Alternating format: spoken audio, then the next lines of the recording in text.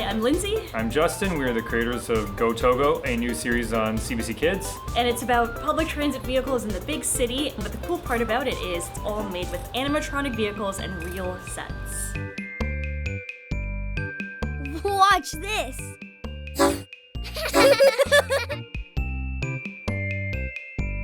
She keeps wanting me to go faster. And I can't apply any rail gel if Sparks goes this slowly. And 3, 2, 1. Roll camera. Keep rolling.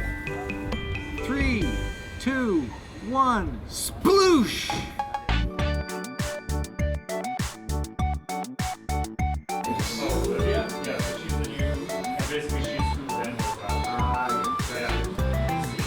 It's supposed to do a thing.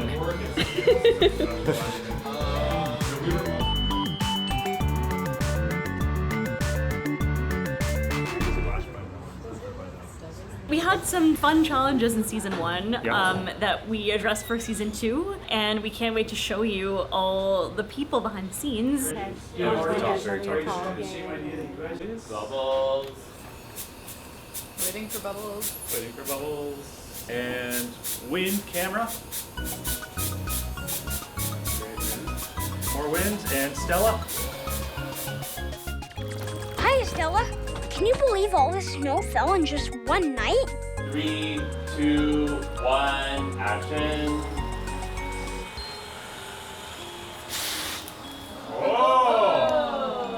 The coolest part about season 2, I mean, other than the fact the characters are way more themselves, is just the cool things that we have and that we've made for this season, and the cool things the characters can do that they couldn't do before. Yeah, I don't think we wheeled out anything that we used last year as is. I think everything was like polished off or rejigged.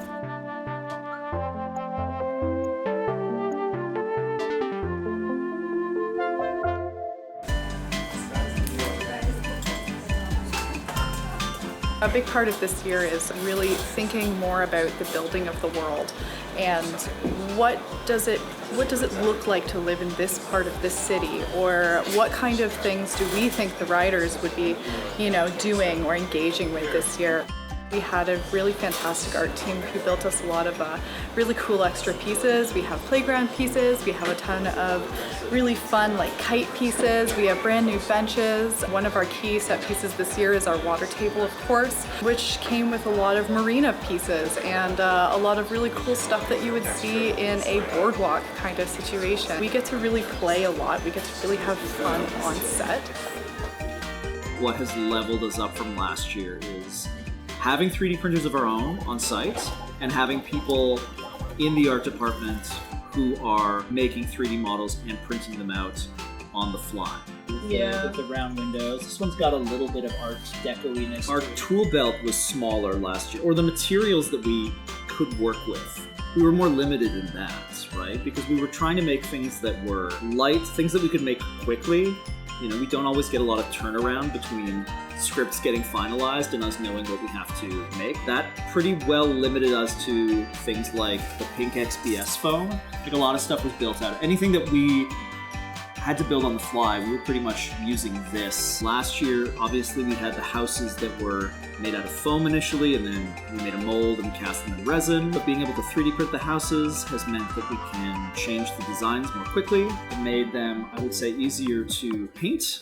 In addition, because we could take pieces off and paint them individually before gluing them together, and they were hollow, which meant we could light them up. Plus we made the whole modular housing system so that we could change their heights and take parts off if they were getting in the way of the camera, making it a lot more versatile. If you can take a look at all of these buildings, you can see they're all entirely modular, and this gave us a lot of creativity to really dress different locations with a lot more ease and a lot more variability. Big city locations, we could really build them up into entire 4 or 5 story houses.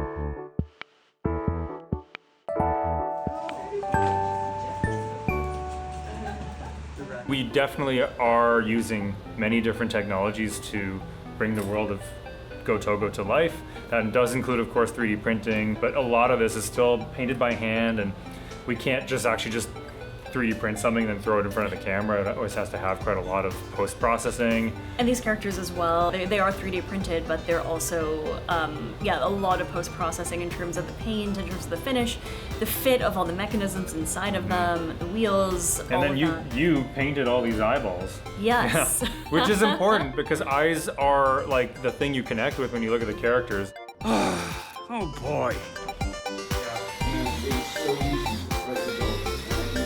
We kind of went non-traditional because we needed to fit it in such a small space. And so one of the things I decided to do was to keep the eyeballs as eyeballs and then move them from behind.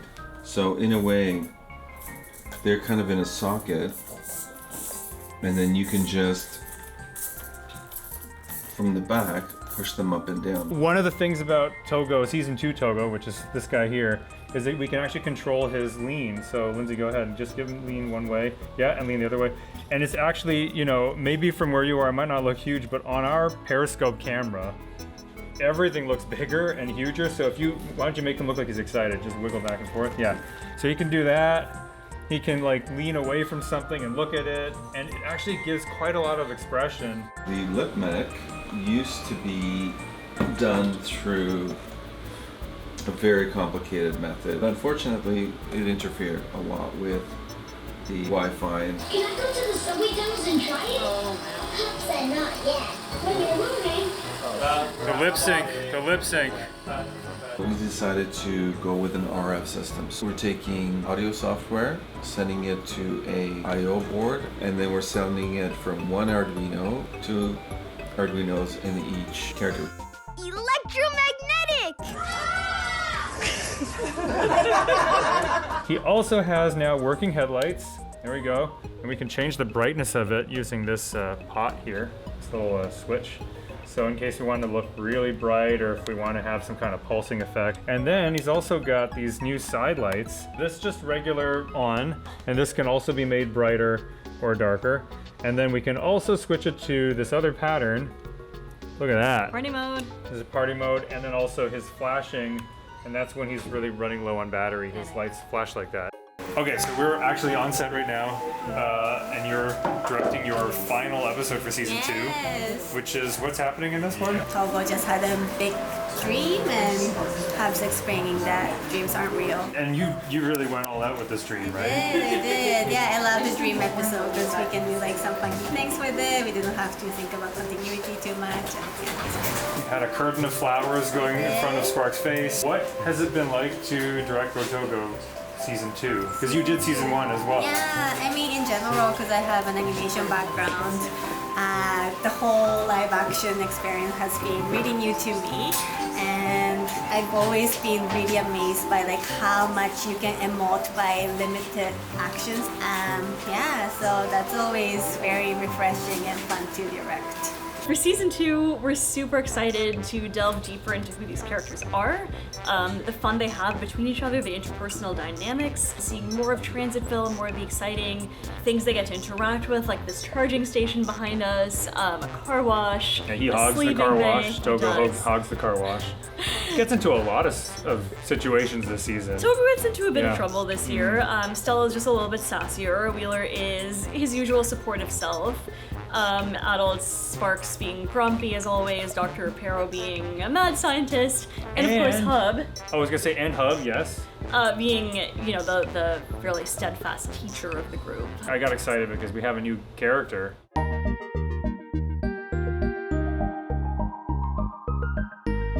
Mary is a ferry boat. She's the newest character this season. She's a teenager. She's kind of like the big sister of the group, even though she's still a little bit insecure and, still figuring things out herself. Are you sure that's a good idea? Oh, I can't leave yet. Mary the ferry boat is the only character that can actually drive in the water. And contrary to what you might think, she actually doesn't float herself. She actually drives on the bottom of the tank.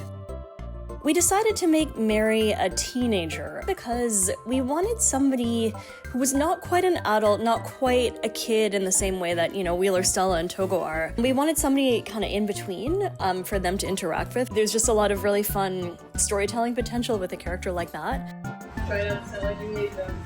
I don't hate them. I think the rocks look great. I think the biggest challenge this season was the water tank. We knew we would need a lot of rocks. Not just like big rock set pieces, but also like little wild rocks that we could use to dress around the bigger set pieces. We just kind of took it for granted that things would sink in the water tank, even though we were building a lot of things out of foam. Much like we did last year, all of our rocks were carved out of insulation foam. I, in particular, really underestimated how buoyant the foam would be. Like, carved out the underside, trying to reduce some of the foam. We filled it with like ultracal plaster. We put suction cups. There's Velcro here. The other side of this Velcro is attached to like paving stones to weigh it down. We even put on these like eye hook attachments so that we could just zip tie dumbbells onto these rocks. And we did all of those things to this rock piece, trying to get it to sink in the water tank, and it just would not. In the end, things just kind of had it to float on top of the water instead of sinking in them, and we made do with that, but it was like, it was a real challenge to try and get rocks to sink. I didn't see that before. You look like really weird. There's a pinball wizard and there's a... You get that? But then Gordon's shooting it backwards. Let's try the test here. It would be cool if a little landed on him, right? Yeah. Oh my god. I thought the trigger was there. We have to invent a lot of the ways we do stuff, from the way things are built to the way things are operated to the way things are shot. Everything is kind of, because we're on such a, as you can see, we're at a really tiny scale here. Sometimes we're filming on sets and you can't even reach where we're filming. So it's almost like we're playing like a video game or something, because we can't actually get to the characters of the sets. They're right. The camera can. The camera can.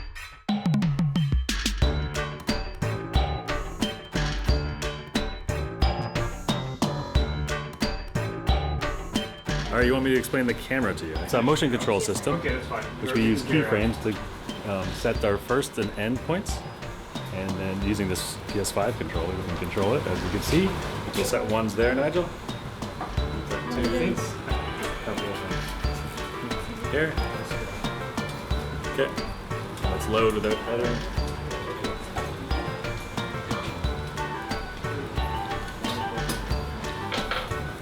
We have this line of LEDs that are on our horizon here. So we're able to switch our pretty much day to night. It saves us so much time, which allows us to spend time on other crazy stuff.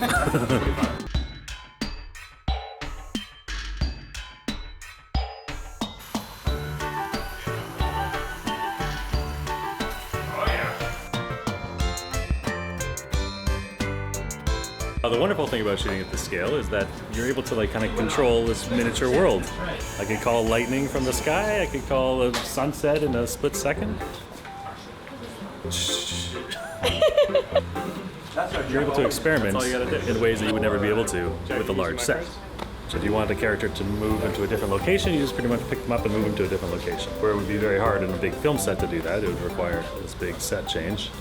This is pretty much you're able to put the camera anywhere you want, experiment anywhere. You can do crane moves, you can do dolly moves, you can do push-ins, pull-outs. You can do almost like a drone shot over the city, and it's as simple as just setting the camera move. Go Togo's production model is really unique. There's kind of no other show that is doing all these crazy things that we're doing right now. So yeah, we can't wait to show you everything we have in store.